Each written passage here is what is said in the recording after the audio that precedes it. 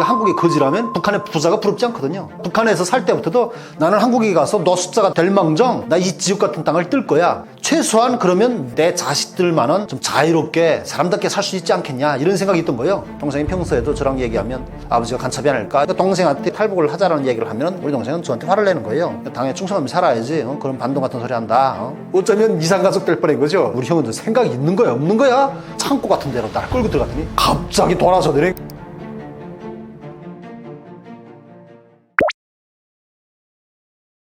저희 사실 이런 마음을 먹고 시작을 하게 된 계기는 저희 아버님으로부터 시작을 한 거예요. 그러니까 저희 아버님께서 나와 우리 동생이 있었거든요. 근데 내 동생이 저와 연년생이라서 저보다 나이 하나 아래였어요. 근데 두 아들이 고등학교를 졸업하고 나니까 둘에게 얘기를 한 거예요. 저희 아버님께서 한국을 가자고. 한국 가서 살자. 한국 가서 사람답게 남자답게 포부를 한번 펼쳐봐라. 하고 싶은 일 다 하고 하고픈 거 다 해도 된다. 정말 가고 싶은데 다 갈 수 있고 정말 범죄만 안 하고 살면 된다. 이런 말씀을 충무로 하셨죠. 그래서 폭탄 선언을 아버님으로부터 듣고 많이 정말 생각도 많았고 그래서 뭐 요약해서 말씀드리자면 아버님께서 그리고 우리 동생에게 우리는 당시 바닷가 마을과는 연관이 없는 내륙에 살았었어요. 근데 동생을 강령군 평화수산이라는 곳으로 동생을 배치한 거예요. 북한에 또 거주 이전에 자유가 없다니까 저희 아버님 친구분을 소개해서 친구분께 그 당시 그 지구에 간부를 했어요. 그분이. 그러니까 그분한테 저희 동생을 맡긴 거죠. 그러니까 아들을 좀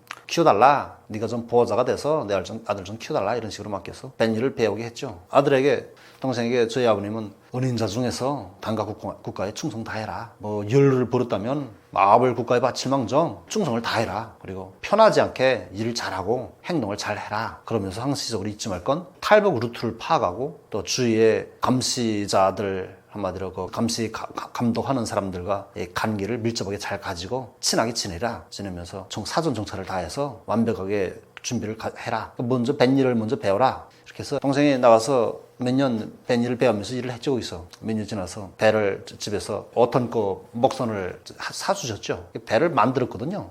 배 만드는데 들어가는 자재나 그게 들어가는 뭐 엔진이나 이런 거를 집에서 다 전부 사줘서 만들어서 한 거예요.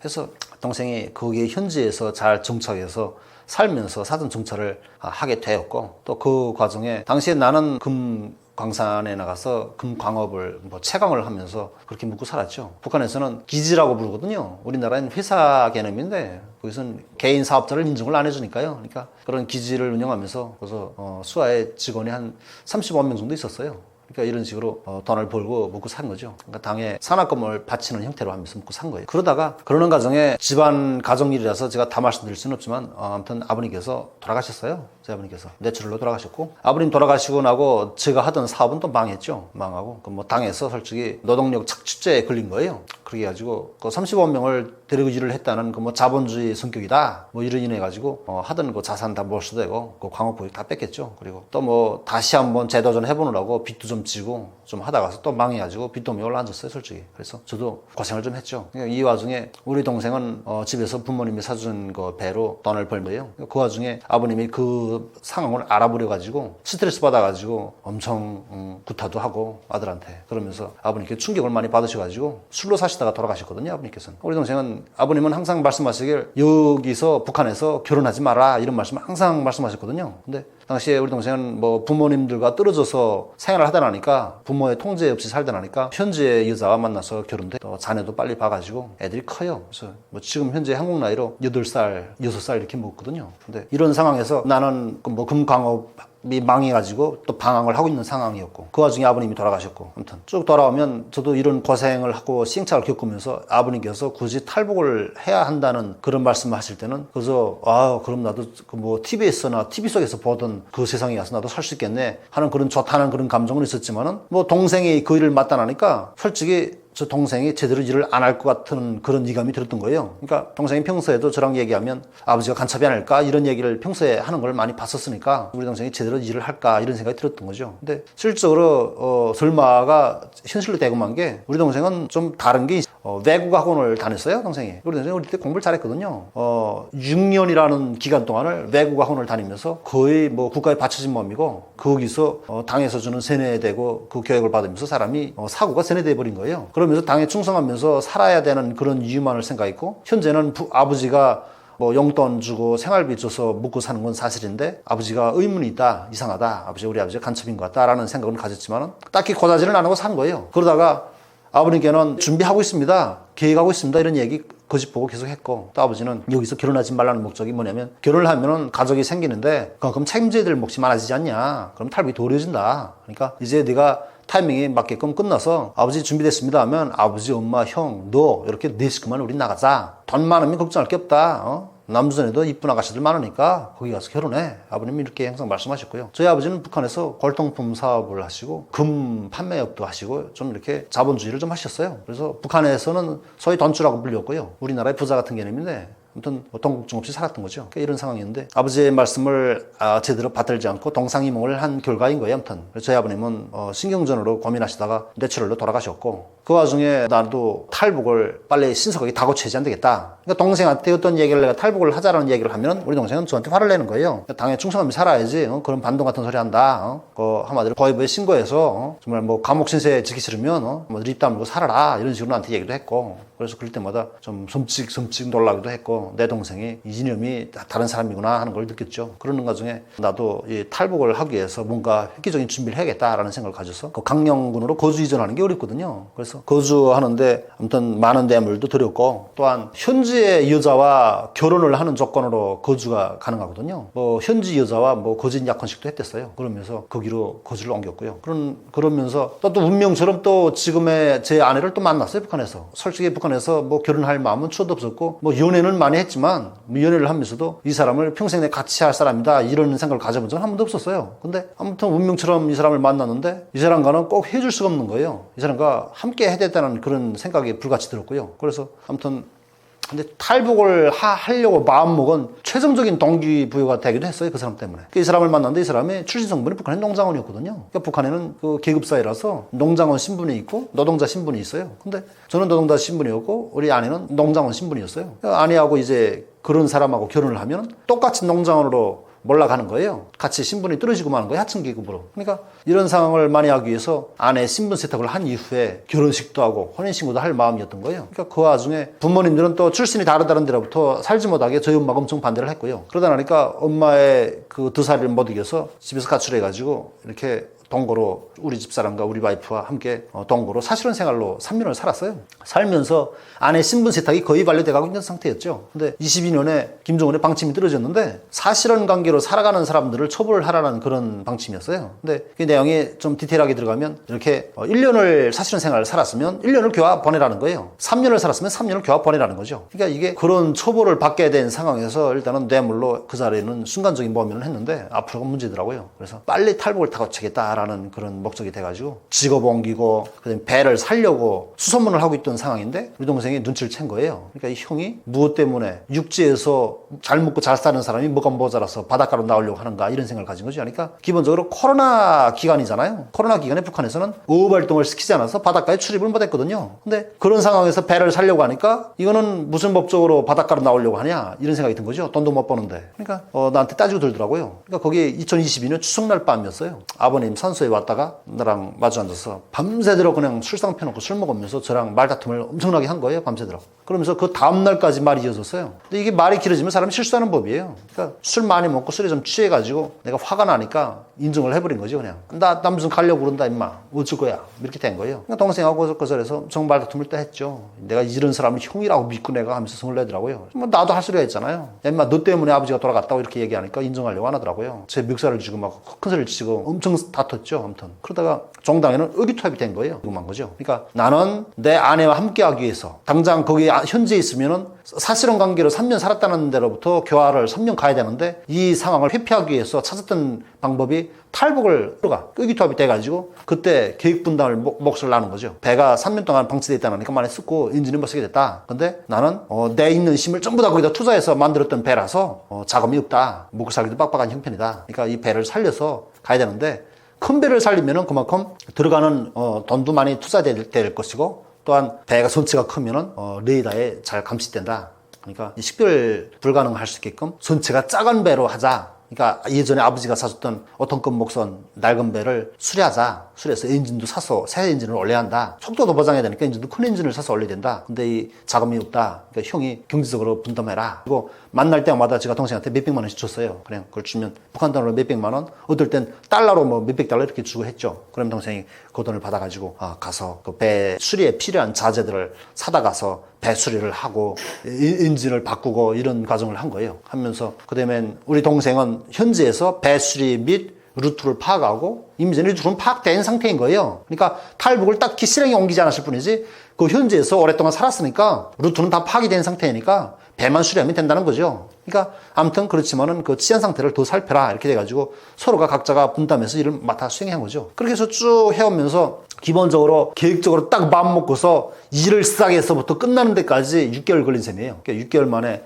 탈북 준비가 완료가 된 거예요. 되고 그 과정이 있었던 일인데 우리가 5월에 탈북했거든요. 근데 4월에 청명날이 있어요. 옛날에 그 조상묘를 손질할 수 있는 그런 날로 정해진 날이에요. 그러니까 북한에서는 법제해서 만들어진 게 청명날은 묘를 손질할 수 있는 그런 날로 정해놨어요. 근데 일반적인 날에 가서 묘를 손질하면은 범죄예요. 그것도 불법인 거예요. 근데 청명날은 묘를 손질할 수 있는 거예요. 동생하고 아버님의 묘를 파묘했어요. 그러니까 동생하고 얘기를 나누면서 자, 아버지께서 그렇게 통일되는 거를 첫 번째로 소원했었고 또한 탈북을 하기 위해서 준비를 가지셨고 자식들이라도 정말 자유로운 세상에 가서 사람답게 살아보라는 꿈을 심어주시고 그렇게 남한을 동경하시다가 끝내 그 좋은 세상을 못 보시고 돌아가시는데 우리가 이렇게 그냥 떠나면 아버님께 죽을 죄를 짓는 거다. 아버지의 유고를 가지고 가자. 동생한테 이렇게 얘기했죠. 동생도 인정하더라고요. 그렇다. 이게 다 모든 게 다 아버지 덕인데 아버지를 그러면 형 이렇게 된 거예요. 그래서 청명날 저희 가족들, 그러니까 저희 아버님 형제분들도 계시고 뭐 집안이 다 있잖아요. 그러니까 집안 분들한테 청명날 아버지 묘에 잡초나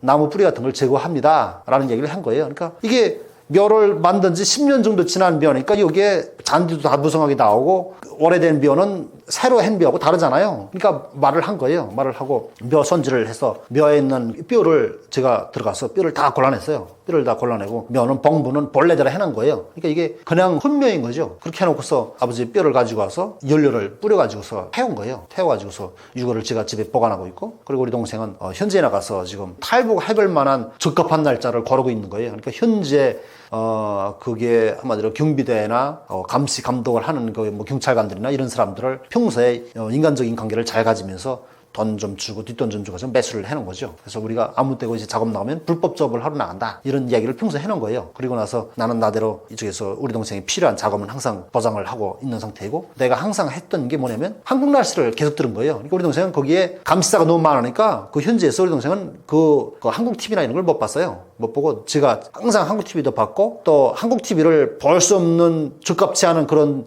상황일 땐 그러니까 무슨 예를 들면 손님이 왔거나 아니면 뭐 급료를 하는 그런 시기라거나 이럴 때는 걔네 보다가 발각되면 안 되니까 TV를 안 본 거예요. 하고서 항상 쉽게 볼 수 있는 건 라디오를 계속 들었어요. 그러니까 한국 방송을 라디오로 계속 들으면 밤 9시 58분에 2분 동안 딱 나오는 그 날씨가 있어요. 그 날씨를 들으면서 해상 경보 날짜를 항상 노린 거예요. 그러니까 해상 경보가 이르면 북한 경비정이 NLL 부근 앞에 항상 나가서 정박을 하고 있어요. 얘들이 항상 거기서 대기하고 있다가 탈북하는 사람들을 막을 목적인 거예요. 그러다가 딱 얘들이 철수하는 날은 언제 철수하냐면 연간이라도 거기 있다가 딱 철수하는 날은 해상경보가 들어오면 철수를 해요. 내륙으로. 해상경보가 들어오면 파도가 높게 치고 하잖아요. 위험하니까 들어오거든요. 그러니까 해상경보 부는 날이면서 해상경보가 끝나가는 마지막 날. 그러니까 들어보니까 3일 연속 비가 오면서 그러다가 3일 연속 나오다가 3일째 되는 날 우리가 탈북을 했거든요. 그러니까 해상경보가 끝나갈 때 우리도 나가야지 덜 위험하잖아요. 그러니까 이제 해상경보가 끝나고 다음날 되면 북한 경비정이 나가거든요, 거기에. 그러니까 얘들 나가기 전에 우리가 한 발 앞서 나간 거니까 해상경보이면서 쏠물대를 노린 거예요. 그러니까 얘들은 내륙으로 들어와서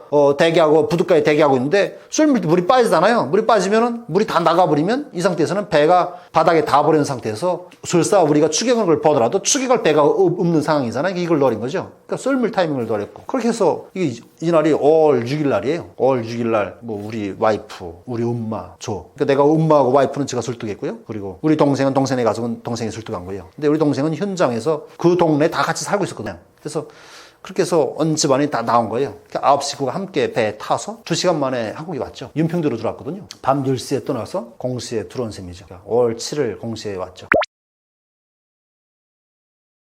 추격을 좀 받았댔어요. 우리가 예상을 하고서 다 준비했던 상황이라서요. 걔들이 추격했던 배 자체가 허접한 배를 타고 따라오더라고요. 그러니까 타고 따라올 수 있는 그런 배는 다 바닥에 닿아버린 상태예요. 사전 정찰을 할 때. 그러니까 얘들이 따라오는 배는 어떤 배를 타고 따라왔냐면 우리가 타고 있는 일반적인 어민들의 목선을 타고 따라온 거예요. 그러니까 그 엔진이 달린 그런 목선인데, 근데 우리 배는 5톤급짜리 목선인데 따라오는 배는 5톤도 안 되는 이상하건데 한 1톤 미만인 그런 존마 같은 그런 작은 배를 목선을 타고 따라온 것 같아요. 그러니까 이게 우리가 보기에도 큰 배는 아니더라고요. 작은 배를, 엄청 작은 배를 타고 따라다니까 그날 파도가 엄청 셌거든요. 파도가 높은 날은 배가 큰 배가 될수록 안전하지 작은 배는 안전치 못하거든요. 작은 배가 거기서 파도를 잘못하면 뒤집혀요. 그러니까 얘들이 최대 시속을 못 낸 것 같아요. 따라오다가 우리를 짭지 못하더라고요. 또 그럴 만한 거리도 아니었고요. 그러니까 추격은 당했지만은 우리는 그동안에 한국인을 넘어서 한국 해역으로 들어와 버렸거든요. 그러니까 얘들이 닥쳤던 개신세 되고 말았죠. 따라오다가 그냥 돌아간 거예요. 근데 솔직히 따라올 때는 아무튼 다른 식구들은 좀 많이 긴장해서 좀 많이 겁먹고, 우리 와이프는 이걸 먹어야 하나 하고서 독에까지 끓이댔대요. 근데 먹을 일이 없었으니까 다행인 거죠. 한국당 밟아서 특전사들한테 구조됐거든요. 특전사 동무들이 와서는 반기더라고요. 그냥 잘 오셨다고, 천국에 온 거를 환영합니다 하더라고요. 좋아서 그냥 나는 그때 그냥 그날 좀 에피소드가 있는데, 나는 탈북하는 날 100% 유유하게 이렇게 마음을 그냥 먹고서 뜨뜻하게 하고 있은 거예요. 그러니까 좀 이렇게 마음을 긴장이 좀 덜 되게 하려고, 좀 용감해지려고, 우리 가족들은 다 몰라요. 모르고 제가 그냥 그 알코올 40%짜리 알코올을 한 이만큼 들이켰거든요. 술 먹고선 했더니 그냥 기분이 설레는 게 그냥 좀 그렇더라고요. 그러니까 그냥 일반적으로 아무렇지 않게 생각했어요. 그러니까 에피소드가 뭐냐면, 우리 동생하고 옷갈래 됐거든요. 동생네 집에서 딱 나가서 가족들 다 이동하는데 내가 거기서 나고 됐어요. 그러니까 그냥 어쩌면 이상가족 될 뻔한 거죠. 동생네만 오고 저만 나고 될 뻔했던 거죠. 근데 동생이 그냥 열받아가지고, 그러니까 형을 데리러 온 거예요. 다시 왔는데, 나를 데리러 집에 왔는데, 나는 또 그 집에서 이놈 새끼들이 나를 버리고 간 거야. 그래서 그냥 나 또 나와가지고 동생을 찾으러 간 거예요. 길이 어긋난 거예요. 어긋난데 밤중에 지금 밤 10시에 지금 나가서 형이 없으니까 형을 찾으러 들어왔는데, 형이 나가버리고 집에는 집 지키는 아저씨가 한 분 계셨거든요. 우리 동생네 집에 와서 일을 해주는 아저씨였는데, 그 아저씨한테 우리 형 어디 갔어요? 물어보니까 그 아저씨가 모르겠어, 조금 전에 그냥 나갔어, 이렇게만 얘기했다는 거예요. 그러니까 우리 형 들어오면 가지 말고 여기 딱 있으라고 하세요. 아씨 어디 간 거야 하면서 성을 냈다는 거예요. 그리고 나간 거니까 나는 동생을 찾으러 돌다가 그 바닷가에 나가서 이렇게, 그러니까 전기구 철조망이 있어요. 철조망이 있고 그 정문이 있는데, 정문에는 군대들이 다 붙어서거든요. 근데 이걸 보면 이 간첩이 마음을 먹으면 무슨 짓은 할 수 있다라는 걸 느낀 거죠. 나는 그 현지의 주민도 아닌데 걔들 붙어서는 자리를 안 가고선 척 가서 전기 철조망이 전기가 들어오는지 안 들어오는지 검사하느라고 삽을 하나 들고 있었거든요. 삽으로 손을 당겨가지고 아래 손이가 합선시켰어요. 합선시키면 번쩍 하거든요. 전기 와 있으면. 합선시켜보니까 반응이 없더라고요. 이거 전기도 안 왔네. 그래서 그럼 손을 이렇게 헤치고서는 그걸 들어갔어요. 들어가선 그 바다 갯장면인 거예요. 그러니까 이 갯벌 같은 거 드러나는 그 자리, 그러니까 모래 있는데 그 백사장인 거예요. 모래. 거기로 한 바퀴 쭉 한 500m 정도를 갔거든요. 그러니까 우리 동생 배가 항상 서 있는 위치에. 근데 그 가보니까 배가 없는 거예요. 그러니까 이 새끼들이 가긴 갔네. 이 새끼들 혼자서 나 무슨 갔어. 나 버리고 간 거야?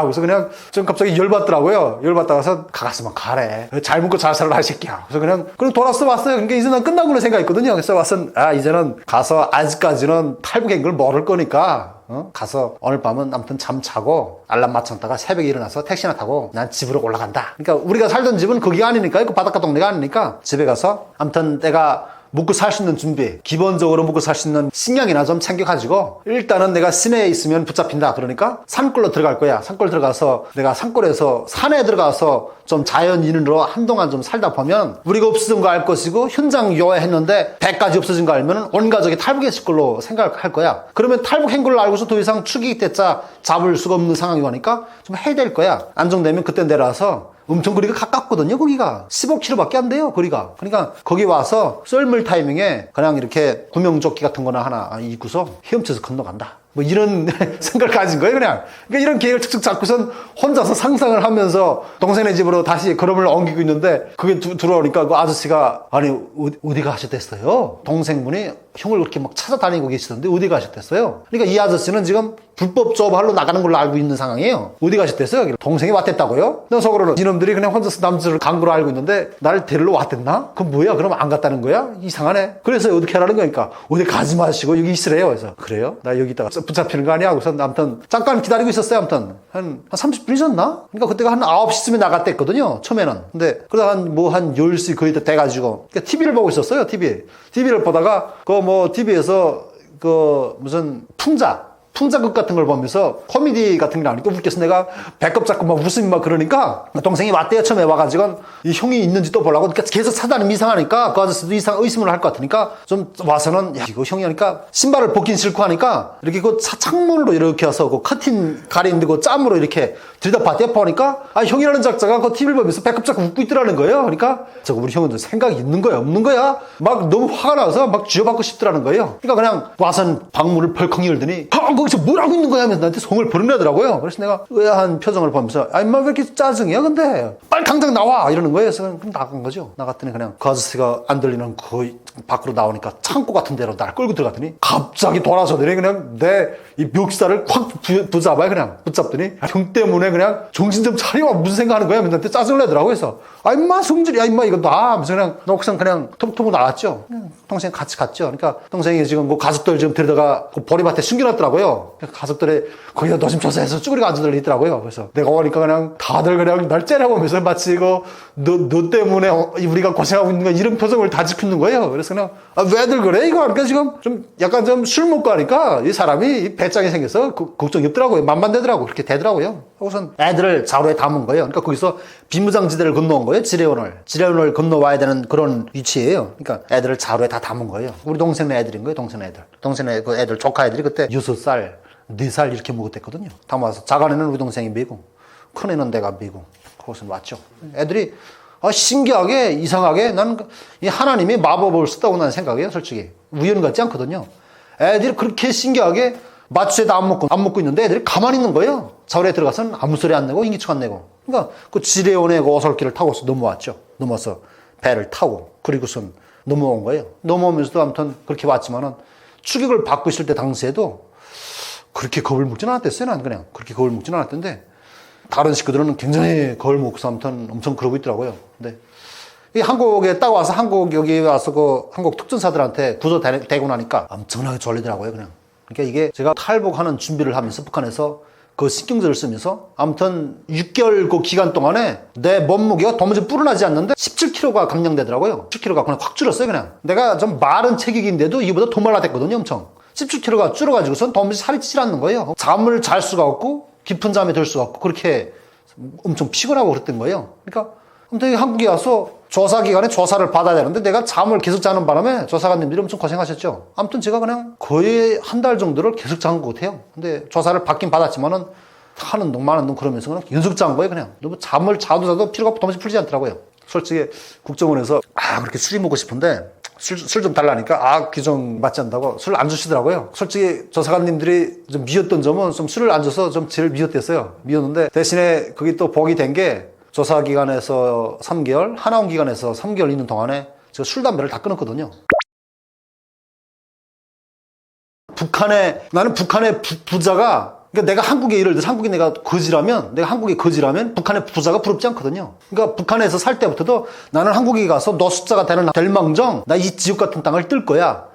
최소한 그러면 내 다음 때인 내 자식들만은 좀 자유롭게 사람답게 살 수 있지 않겠냐 이런 생각이 있던 거예요. 그만큼 그런 학수가 돼야 하던 일이 성사가 되니까 너무 행복하고 솔직히 제가 LA를 딱 넘어서 해군을 만나는 그 순간에 아버지 생각이 너무 막 나더라고요. 막 그냥 울컥 올라오고 막 감정이 그냥 막 눈물 나오더라고요. 아버지 생각이 너무 첫 번째로 났고 아버지 드디어 해냈어요 하는 그런 말이 저절로 나가더라고요. 그냥. 그래서 제가 와서도 이 납골묘에 저희 아버님을 바로 모시지 못하고 내가 집에서 한동안 보관하고 있다가 얼마 전에야 그래야 작년 연말쯤에 아버님을 납골묘에 모셨거든요. 근데 아무튼 제가 아버지한테 너무 감사하죠. 이 모든 게 제가 지금 누리고 있는 이 자유와 행복은 다 저희 아버지 덕인 거죠. 뭐 재미를 얘기하자면요. 엄청 많죠.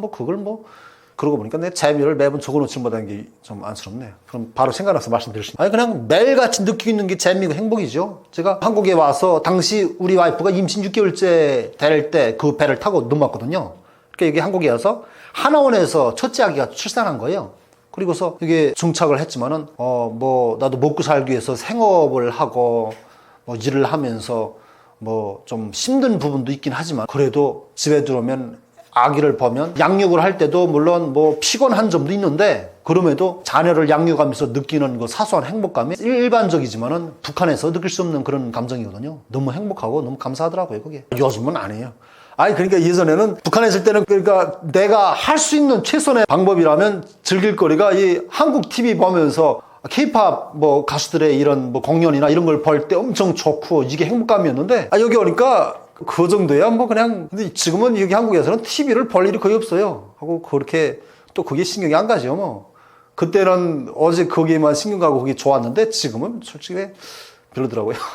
내가 마음 먹으면 뭐 해외 여행 갈 수 있는 거 그거 좋더라고요. 뭐 제가 뭐 기간이 뭐 그렇게 길진 않지만 제가 하나원에서 나온 지 이제 올 10월 달이 돼야지 만 2년이 되거든요. 그러니까 내가 이 한국에 정착해서 내 자유인으로 살아가는 그런 기간이 올 10월이 돼야 이제 만 2년이 되는 거예요. 근데 그 기간에 뭐 아무튼 인권 행사 같은 데도 참석을 해보고 뭐 NGO 단체들에서 불러줘서 가봤고 아무튼 이런 계기로 가봤지만은 그러니까 내 자비를 써서 갔던 건 아니에요. 스위스도 가보고 뭐 미국도 가보고 인도네시아도 가보고 이렇게 다녀봤거든요. 뭐 가보니까 그냥 북한에서는 솔직히 해외에 나간다 하면 정말 엄청나게 뭐 정말 뭐 장군님 정도 저런 사람들만 갈 수 있는 거야? 완전 중앙당의 엄청난 엘리트들만 그냥 일 때문에 나가는 그런 모습만 TV에서 보니까 그런 걸 볼 때 비행기를 탈 수 있고 그게 너무하다. 이거 일반인들은 왜 누릴 수가 없는 거야? 이런 불만이 항상 있었거든요. 한국 TV를 보면은 한국 일반인들은 유행을 자유롭게 다니는 걸 그걸 많이 부러워했었고. 근데 와보니까 정말 나 역시도 그냥 오자마자 여기 한국이 정축되자마자 바로 이런 데를 가보면서 느끼는 게 야, 정말 현실감이 나더라고요. 내가 드디어 이게 꿈은 아니구나. 내가 그때 그렇게 꿈처럼 느꼈던 일이 현실로 생겼구나. 북한에 그 지금 남아있는 많은 주민들은 이런 자유를 누려보지도 못하고 그냥 태어나선 그냥 늙어서 갈 대로 가겠지? 뭐 이런 생각 드는 게 정말 그런 생각하면 좀 안쓰럽죠. 근데 뭐 이런 점도 좋았고 뭐 실질적으로 뭐 내가 북한에서는 어떤 얘기를 하다가도 조심해야 되는 그런 부분들이 있어서 말을 함부로 못 했거든요. 얘기를 하다가 약간 누구를 욕해야 될 것 같고 누구 뒷소리일 것 같고 하면은 바로 그냥 딱 스톱해요. 그냥 말을 못하고 이건 내가 이 말을 감정을 드러내면 안 되지 하고픈 소리를 못해요. 근데 여기서는 뭐 정치적 성향을 막 드러내도 뭐 누가 뭐라 하는 사람 없고 뭐 아니 뭐 대통령이 탄핵되는 걸 보면서 정말 정말 저기 좋긴 좋구나 멋지다 저거 뭐 어쩌면 잘만 하면 뭐 나도 뭐 대통령을 하지 말란 법도 없겠네 이런 생각도 드는 게 그냥 너무 그게 너무 많이 참네. 그 표현어가 적당히 생각이 안 나서 그런 거예요 제가 지금. 아무튼 그런 상황들도 북한에서는 상상할 수 없는 일이라서요. 그런 것도 좋았고 또 뭐 북한에서는 그 땅이 한반도 땅에서 물론 북한 땅이 우리나라 한국 땅보다는 조금 크긴 하지만은 뭐 별 큰 차이는 없잖아요. 이 거리를 끝에서 끝에까지 가려면 이 황해도에서 예를 들면 저 양강도 같은데 그 꼭대기 올라가려면 몇 달 걸리거든요. 몇 달. 몇 달 걸리는데 우리나라에서는 그냥 여기 서울이라면 뭐 서울이 사실상 뭐 우리나라 이 남한에서는 이 뭐 끝이면 끝이잖아요. 서울에서 저 부산 끝까지도 막 가는 게 그냥 하루에 뭐 왕복도 가능하고 나 이걸 보면서 야 정말 대단하다. 가장 좋은 건 교통수단 제일 좋아요. 북한에서는 그냥 교통이 엄청 나빠가지고요. 뭐 대중교통은 아예 요락하고 돈이 있어야만이 뭐 택시 좀 탈 수 있는데 택시비도 너무나도 비싸가지고요. 인간에서는 못 타요. 그러니까 자전거 타고 다니면서 자전거를 가지고 황해도에서 떨어뜨리면 양강도까지 가야 돼요. 그러니까 그냥 몇 달 정말 뭐 한 달 정도 걸려요. 그냥 가다가선 날 어두워지면 뭐 요관에 들어가서 그냥 쭈그리고 자고 또 다음날 떠나서 먹을 거를 사 먹으면서 해결하면 이렇게 가거든요. 그러니까 이렇게 가는 것도 이동의 자유가 없으니까 그냥 통행증, 뭐 장거리 여행증 이런 거를 한 달 전부터 신청해가지고서 이런 기관들에서 이런 걸 겨우 받으면 이거를 금요일 기간에 다니면서 보여주면서 단속되면 보여주고 하면서 길을 떠나면 정말 몇 달 가요? 몇 달 갔다 와야 돼요? 거기 한번 갔다 오려면. 정신 나가는데 정말 여기서 뭐 자동차로 운전해가지고 그냥 왕복도 하고 나 이거 보면서 정말 이게 좋구나. 뭐 저도 뭐 좋지는 못하지만 뭐 중고차라도 사서 타면서 이거 타보니까 북한에서 그렇게 제가 삥 뜯기고 막 열받았던 게 일상적으로 제일 많이 느꼈던 게 저 북한에서 오토바이를 탔거든요. 그러니까 오토바이도 북한은 간부들이나 부자들이 타요. 일반인들은 못 타거든요. 오토바이 한 대 사려면은 뭐 우리나라에 외제차 벤츠 한 대 사는 그런 금액대가 들어가요. 그렇게 오토바이 한 대 사기가 힘들거든요. 자전거도 인간에서 없어요. 자전거 한 대 사는 것도 한 1년 동안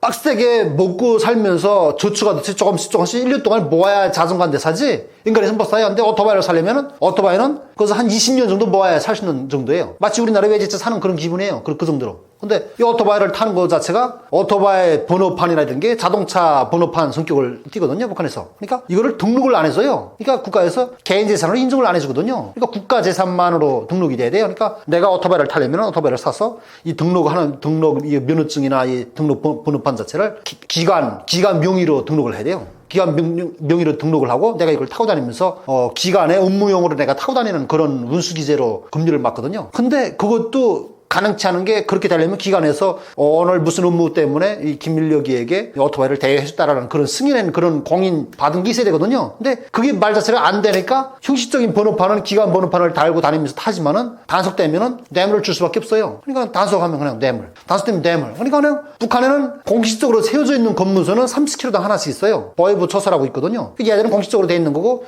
이 사이마다 일반 경찰들이 자기네 뒷주머니 채우려고 경찰서에다가 보고 안 하고 임의 장소에 나와서 지나가다가도 오토바이 타고 개인이 지나가는 것 같으면 호루라기 불어가지고 세워선 단속해서 또 뭐 증명서 검열을 합시다. 그러면 증명서라는 게 뭐 이 오토바이 증명서 면허증 같은 게 있어야 되는데 기관 면허증이다 하니까 기관 면허증을 보여주더라도 그러면 여기서 뭐 기관 오토바이를 타고 있다는 그런 공인된 게 있냐? 없거든요. 그러면 아유 좀 사정 좀 봐주시오. 내가 급해서 업무 때문에 이거 지금 이렇게 허가받지 못하고 나왔는데 정말 죄송하다고 사정하면 그냥 돈 달라는 거예요. 돈 줘야 돼요. 그러니까 이런 거를 타고 나가면 하루에도 몇 번씩 경험했거든요. 하다 보니까는 그것 때문에 스트레스를 받아가지고 막 열받아서 속상한 게 한둘이 아니었거든요. 근데 이 한국에 와서 자동차를 타면서 정말 어딜 가든 누가 단속하고 말 거는 게 없으니까 너무나도 좋은 거예요. 북한에는 자동차를 설사 택시를 내가 탔다 해도요. 택시 타고서도 좋은 곳은 서고 그러니까 이 차가 그냥 맘 놓고 근점에서 끝점까지 종착점까지 가본 적이 없어요. 그냥 한 1km 가선 서고 1km 가선 서고. 그러니까 왜 서냐? 가다가 단속하는 거예요. 단속해서 자꾸 검열하는 거예요. 그러니까 토로서 뭔지 안 나오는 새우도 없듯이 자꾸 검열하면 뭔가 나오거든요. 좀 걸어볼 게 없다. 증명서가 다 구비되어 있는 택시의 기사다 하면은 하다못해 차에 들어와서 뭐 클락션 빵빵 울려보고 소리가 작다고 기름 잡아서 내놓으라고 하고 뭐 브레이크를 밟았는데 뭐 한 요만큼 들어가서 브레이크 먹어야 되는데 뭐 이만큼 깊이 밟았는데 들어간다고 하면서 이건 사고였다 하면서 벌금 물라고 하고 이래저래 그냥 그게 단속 요소예요. 그러니까 그냥 그런 걸 타도 어디 내가 맘먹은 시간대 보장하려면은 그냥 뭐 우리나라에서는 내비가 있으니까 탁탁 검색해보고서 뭐 이제 30분 뒤에 도착 나온다면 여유있게 한 10분 전에 한 40분 전쯤에 떠나서 가면은 눈 오기 10분 전에 도착한다 뭐 이런 느낌이 있는데 거기서는 이런 기한이 없는 거예요. 그러면 도착을 그냥 하루 전, 이틀 전에 떠나야 돼요. 가다가 계속 딜레이 되니까 그냥 이건 뭐 점심때 들어갈 시간에 떠난 걸 아침에 떠났다면은 그냥 이거를 뭐 저녁 때, 뭐 혹은 밤중에 다음날 막 이렇게 들어가요. 그냥 한번 단속돼가지고 내가 뇌물이 많지 못하면 뇌물을 바쳤는데 이게 마음이 없잖아요. 너무 금액대가 작으면 안 보내요 그냥. 그럼 뭐 조사하고 이거 확인될 때까지 못 가. 그럼 붙잡아 놓거든요. 그냥 구금돼가지고 그냥 못 가고 그러면 그냥 그거 해결하기 위해서 친구들, 지인들한테 전화해서 나 돈 좀 빌려주라. 나 얼마만 좀 보내달라. 뭐 이렇게 해가지고 그냥 돈을 빌려가지고 갖다 뇌물 주고. 아무튼 자기가 만족해야 풀어주거든요. 이런 세상이에요. 그런 세상에서 살다가 여기 한국에 오니까 그런 사소한 것들이 너무 좋죠. 제가 한국에서 정착해서 초기에 살면서 내 개인적인 유튜버를 해야겠다라는 마음을 먹게 된 동기는 북한에서 사실 마음을 못했어요. 그러니까 북한에서 내 어떤 친구가 해외에 이거 노동자로 파견돼서 나갔다가 이 녀석이 해외에서 돈을 벌려고 그러니까 그 기업소에서 시간을 받아가지고 과외 노동을 해가지고 돈을 벌다가 보위원한테 돈을 뇌물을 바치고 자기도 먹고 산다는 거예요. 그렇게 돈을 번대요. 그러니까 이러면서 과외 작업을 하려고 나갔다가 다른 나라까지 갔댔대요. 아무튼 난 거기 가능한지 그때는 잘 이해를 못했는데 아무튼 이 녀석이 대여를 이탈했던 거예요. 이탈했다가 집에 부모들 있고 뭐 이런 마음에 다시 왔다고 하더라고요. 남조선에 갈 수 있는 그런 경로도 알았다는 얘기를 하는데 내가 걔한테 인마 넌 바보다. 남조선에 가서 돈을 벌어가지고 와야지. 그럼 그냥 돌아오는 게 뭐냐? 아니면 남선에 가서 사람 되고 야 그게 말이 되냐? 부모들 다 있고 그런데 그렇게 안 된다 이런 얘기 해서 아무튼 그때 이 녀석이 어떤 얘기 하냐면 유튜브 얘기를 하더라고요. 근데 유튜브를 보니까 황장엽이라는 사람 우리나라에서 그 대남 공작원들 보내가지고 이렇게 목을 땄다고 그래서 그렇게 소문이 그렇게 났으니까요. 그러니까 이자는 우리 혁명의 이름으로 처단됐다고. 그러니까 우리 공작원들이 나가서 이렇게 척결했다는 거예요. 그렇게 소문이 나서 그런 줄 알았거든요. 근데 얘가 그런 얘기를 하면서 근데 그거 완전 새빨간 불하더라. 유튜브에서 보니까 그냥 뭐 발언하고 기자회견 같은 거 하고 뭐 그냥 우리나라 당시 북한을 얘기하는 거죠. 북한을 염두에 하는 소리죠. 우리나라를 막 이렇게 까고 하는 그런 얘기를 하고 있더라. 이런 얘기를 하는 거예요. 그러니까 내가 그걸 볼 때 유튜브에서 나오는 얘기를 믿는구나 얘들이. 그러니까 얘들도 한국 TV를 보는 애들이거든요. 내 친구들이 다 그런 애들이에요. 내가 한국 TV를 보듯이 비슷한 애들끼리 친구가 되거든요. 한국 TV 보면서 재밌는 얘기, 융합한 얘기만 하고, 야, 누구 예쁘더라. 야, 소녀시대 그 윤아가 엄청 예쁘더라. 뭐 이런 얘기만 했지. 애들이 평소에 얘기를 하면 뭐가 좋은지, 뭐 이런 기본적인 얘기를 안 하거든요. 그러니까 얘들 얘기하면서 뭐라고 하냐면 남조선에서 분명히 좋은 것만 내보낼 거야. 우리 보여주기식으로 그런 거 할 거야 하면서 공영방송에서 나오는 건 믿지 않거든요. 근데 유튜브에서 나오는 거 믿더라고요. 근데 그걸 보고서 개인 유튜버들이 하는 거를 좀 믿는 편이다. 이런 걸 느끼게 됐죠. 근데 저도 한국에 와서 정착하면서 내가 생활하고 하는 나의 모든 모습을 유튜브에서 보여주면 직접적이든 간접적이든 간에 내 친구들이 이걸 볼 때 저 녀석 저기 가서 저렇게 살고 있네. 분명히 북한에서는 나의 실체에 대해서 소문내기를 이렇게 소문냈을 거예요. 걔는 남조선에 나가서 남조선 괴뢰군 놈들에게 이용만 당하고 정보 다 뽑히고 길거리에 노숙자로 앉아서 굶어 죽었다고 하거나 아직도 거지로 생활하고 있다거나 이렇게 홍보했을 거예요. 그러니까 사람들 인식에는 친구들도 야, 그 새끼 여기서 살았더라면 그런 대로 먹고 사는 건 잘 먹고 잘 사는 걸 거기 나가서 생고생하고 있구나 아니면 굶어 죽었구나 이렇게들 인식하고 있을 건데 이거를 내가 계속해서 언론 활동도 하지만 언론 활동뿐만 아니라 나의 개인 채널을 만들어놓고 유튜브를 제가 하고 있어요. 북한 청년 인력이라고 검색하면 나오거든요. 이런 식으로 내가 유튜브 활동하고 있고 또 우리 와이프가 육아를 하는 일상적인 모습을 보여주고 싶은 마음에 예리 예은이네. 그러니까 우리 애기 이름이 첫째가 예리고 둘째 애기가 예은이에요. 예리 예은이네 이렇게 해서 그 유튜브를 하고 있거든요. 그러니까 이렇게 하니까 간접적으로라도 이렇게 북한 주민들이 보잖아요. 그러면 북한의 애엄마들이 북한에는 유모차도 없고 애들을 다 우버 키우거든요. 우버 키우고 기저귀도 촌이 닳아서 해져서 없어질 때까지 빨아서 써요. 그냥 빨래해서 손빨래 가지고 그냥 하는데 뭐 우리가 일상적인 브이로그를 올리니까 뭐 세탁기에 빨래하는 장면 나오고 애들은 유모차 타고 다니고 또 자동차에서 마트 가서 장 보고 이런 일상적인 모습을 그대로 올리거든요. 그럼 이 사람들이 보면서 얼마나 부럽겠어요. 그래서 야, 우리도 탈북하면 저렇게 일상적인 생활에 자유롭게 살 수 있겠구나 이런 희망을 심어주고 싶은 마음에 시작하게 된 거예요. 그래서 이런 채널도 운영하고 있습니다. 시청자 여러분들께서도 우리 채널에 놀러 오세요.